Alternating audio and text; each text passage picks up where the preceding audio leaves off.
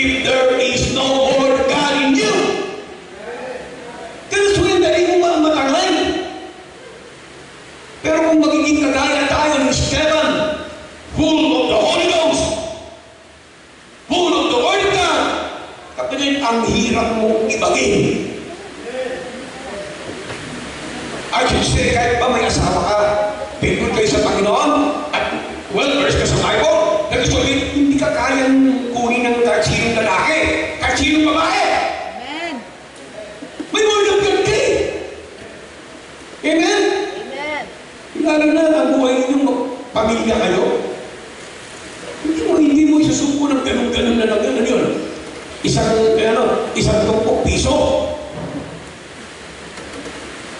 Hindi ganun kamura yung pinaninindigan mo na prinsipyo para sa Panginoon.